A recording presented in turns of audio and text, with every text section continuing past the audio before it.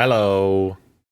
I'm back. So I just watched Thunderbolts, and guys, are we back? I think this movie is really good. Now, just as like a quick little preamble to the actual movie, it's no secret that Marvel has been in dire straits for some time now. It's felt like they've been in a pretty consistent downward spiral since Endgame, and whenever a good project would actually come out, it's felt like the exception rather than the rule, which is crazy to contrast that against how it went before Endgame, when they could just put out anything and people would go watch it. Like, Ant-Man and the Wasp made over $600 million at the box office. And that movie sucks ass. This is a pretty common sentiment, so I'm not really saying anything new here, but it feels like Marvel movies have been an obligation rather than an actual movie that you would go and see and enjoy. You'll turn up to a new Marvel movie not to watch a good new movie, but to see what pieces of information you can glean from this that will point towards whatever cool thing is going to happen later on in the grander MCU story. That kind of worked for a stretch of time, but phases 4 and 5 have felt like such monumental letdowns compared to everything that came before it, that people just aren't showing up anymore. Part of that is the plague, for sure, but part of it is also because the projects themselves have gotten worse, and there are too many of them. Here's something fun. Phase 4 alone had 7 movies that you had to go watch if you wanted to stay on top of everything. And you might think to yourself, well, that's not too bad, but those 7 movies took place over the course of just 2 years.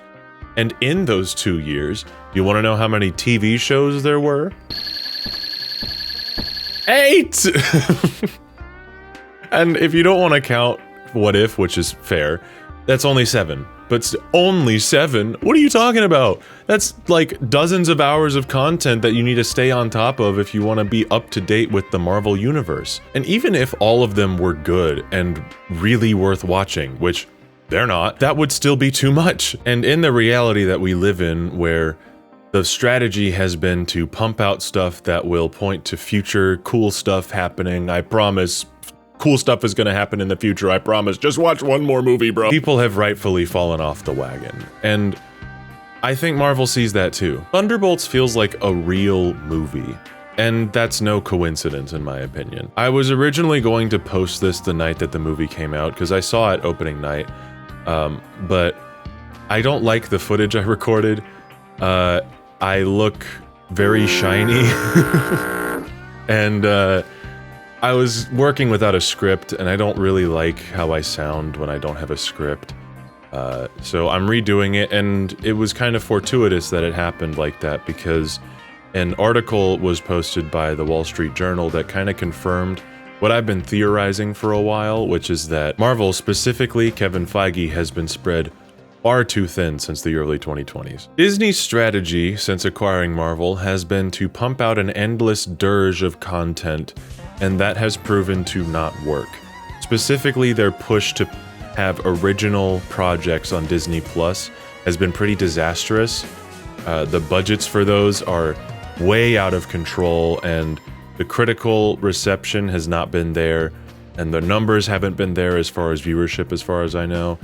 Loki and WandaVision did very good in both of those regards, but since then it's been middling to bad overall. And because of this sheer amount of stuff that they were putting out alongside the full movies that they were putting out, Kevin Feige was reported to have been spread so thin that he could not adequately give notes for projects. And whenever he was able to, he had gotten to the project so late that his notes could not be properly implemented. There's a part in the article where it says that if people wanted to get notes from Feige, they would literally have to chase him down in the hallways to get him to give feedback on something, which is crazy. A prevailing sentiment the past few years has been, Feige, what are you doing? And with this article, it seems clear that the answer has been dying this whole time, basically. Lately, though, I think he has seen that this is not providing the wondrous box office results that Marvel has been used to, and he's been leading a creative overhaul of the studio, focusing on quality projects rather than quantity of products. And I think we're starting to see the results of that finally. Thunderbolts seems to be the first movie that is a product of this, and Daredevil Born Again is another instance of this happening, but I will expand more on that in another much longer video that I'm working on. Jake Schreier, the director of Thunderbolts, said that right before production started, Kevin Feige told him to make it different. Did he? The first sign that Thunderbolts might be an actual movie was with a trailer that they titled Absolute Cinema. The trailer highlighted the creatives behind the movie, boasting that not only were the actors in critically acclaimed projects such as Midsommar, A Different Man, and You Hurt My Feelings, it had the cinematographer from The Green Knight, the production designer behind Hereditary, the editor of Minari, and the composers behind Everything Everywhere All at Once. This was a clear appeal to people who love movies and like to watch good movies. I used to think it would be a cold day in hell before Marvel ever considered highlighting the production designer behind one of their movies, but hey, here we are. And I see why they did this. Captain America: Brave New World just flopped at the box office, which is an absolute nightmare scenario for Marvel, considering that Captain America used to be the most reliable franchise they had outside of Avengers. I think it was smart to try and appeal to actual movie lovers rather than Marvel fans. Marvel desperately needs a good-ass movie that people can tell others that they liked, and then those other people will go to the movie because they heard it was actually good. So, is this movie actually good? Yeah, I'm very happy to be able to say this. This is the first time in a while that I've gone to a Marvel movie and felt compelled by what was happening on screen.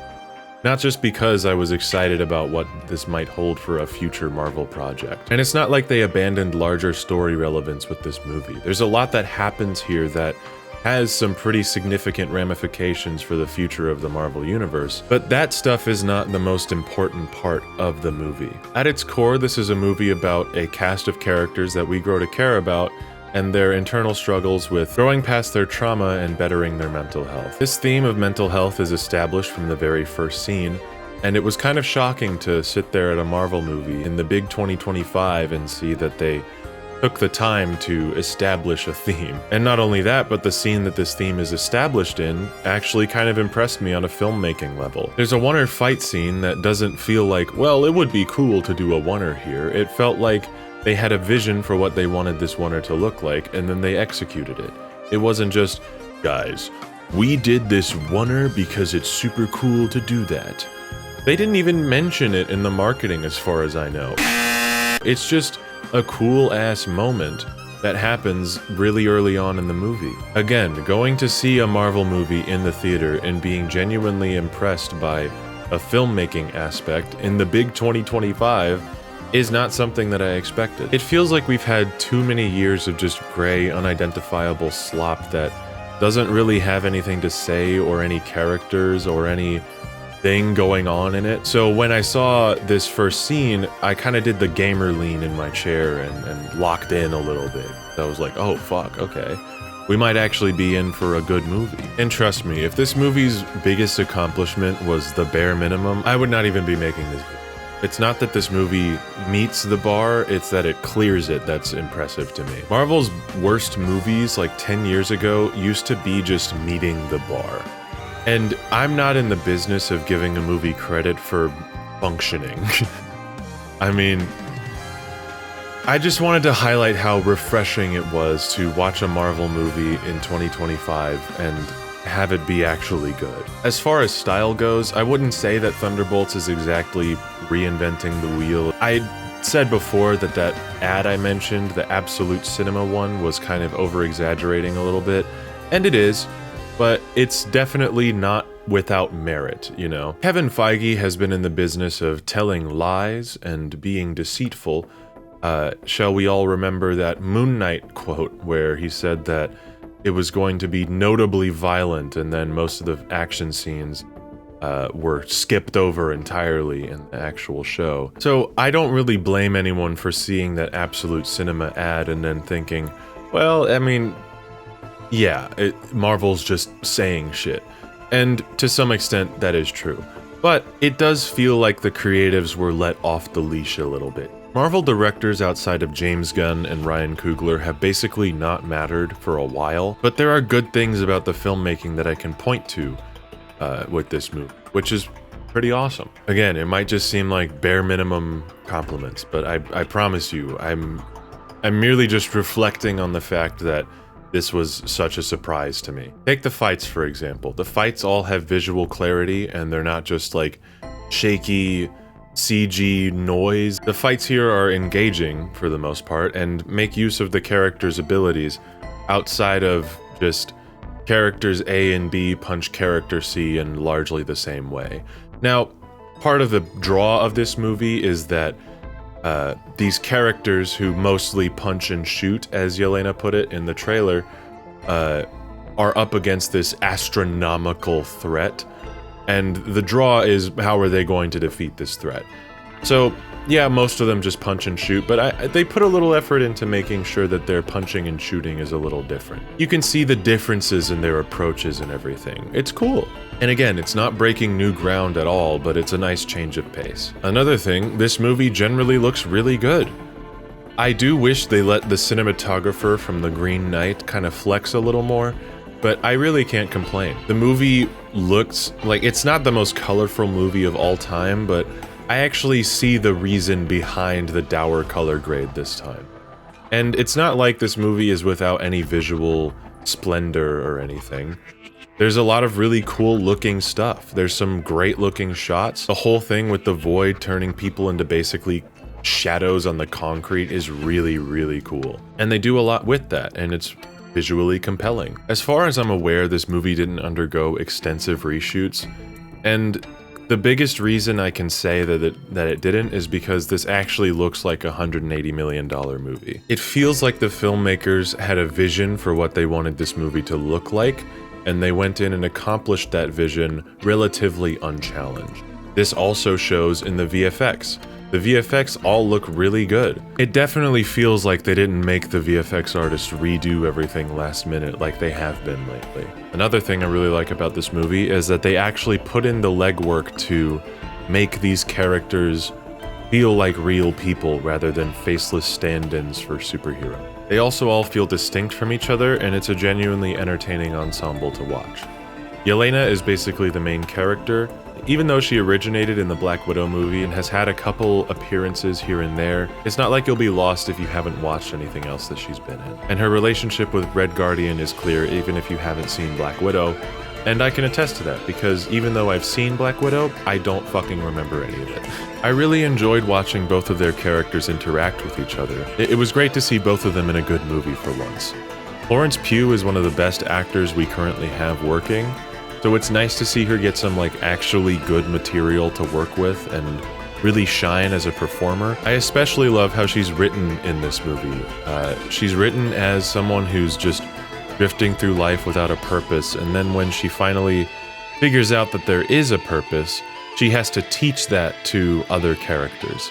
And it's a really cool dynamic. I feel like I care about Yelena more than I ever cared about Black Widow, which is really crazy, because she was in the Marvel Universe for 11 years, and she didn't really get anything to do ever until her solo movie came out in 2021, but that was 2 years after she had been permanently killed, so why would anyone care about that? And even then, the movie wasn't good anyway! This movie takes a lot from Black Widow now that I think about it.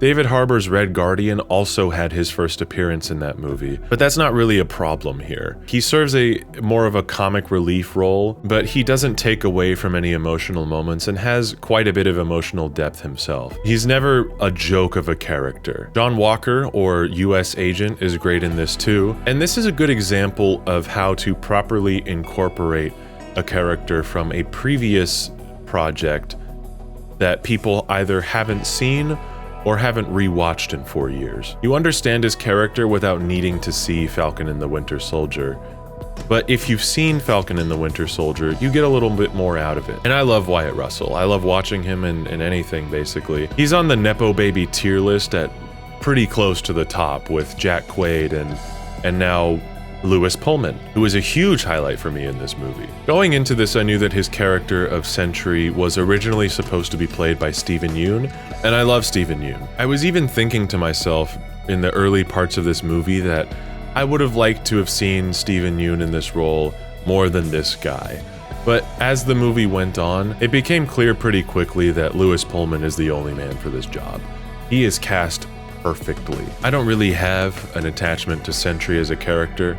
Considering the amount of comics that he's in, I don't think a lot of people do, but people do now. And that's because Lewis Pullman does such a good job as this character. And he's basically playing dual roles as both Sentry and the Void, but he does a good job of differentiating the two in a subtle way that just shows how good of a performer he is. It's not Michael B. Jordan in Sinners tier, but it's definitely really good. Now, there are two Thunderbolts in this movie who aren't really focused on as much, and they are Bucky and Ghost. I think it works for Bucky and doesn't really work for Ghost.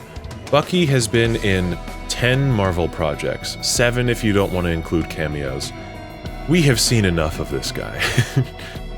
Not that he's boring to watch or anything, but like, we get him by this point. It's like making a Spider-Man movie nowadays and showing his origin story. Like, I fucking get it.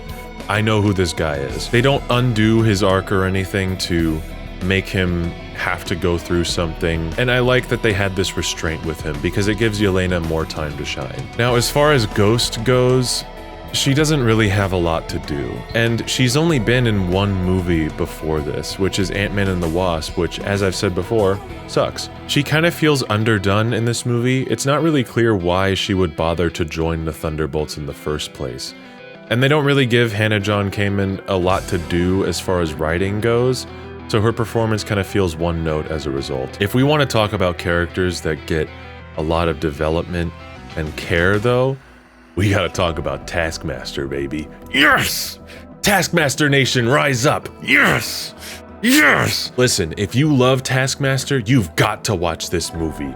They do so much with her character. Oh my god. She's basically Iron Man now as far as significance within the larger MCU goes. I cannot wait to see what they do with her character next. God, you know, if you're a Taskmaster fan, if you liked him in Spider-Man, man, you're gonna love Taskmaster in this movie. God, I love Taskmaster! I also really enjoyed Julia Louis-Dreyfus's Valentina. I think she's an appropriately entertaining antagonist, and they do more with her to make her feel more meaningful than just big villainous role. I don't think she was boring at all and serves as a great secondary threat to our team. The main antagonist of this movie is trauma and learning to grow past it, and I really enjoyed that.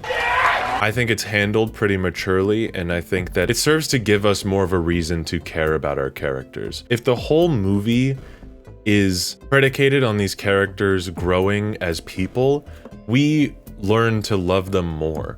It's not that we like them because they overcame this like cosmic threat or something.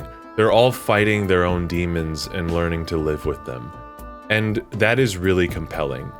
Now, it's kind of a double-edged sword, because while I do really like that aspect of this movie, it's not exactly breaking the mold as far as that arc is concerned. I think it's handled really well, and it's by no means juvenile, but, you know, it's not in the top echelon of movies about mental health or anything. I will also say that while I think this movie definitely looks and feels better than the average Marvel movie, it's still slightly sanitized by the corner sanding that all Marvel movies have to go through. It is definitely to a much more manageable extent than usual, but this movie's biggest flaw is ultimately that it is still a Marvel movie. It's still an assembly line product to some extent, and while this movie has a lot more going for it than a lot of other Marvel movies, it's still a Marvel movie. And I'm genuinely impressed with some of the filmmaking in this movie, but it's not like this is Oppenheimer or anything.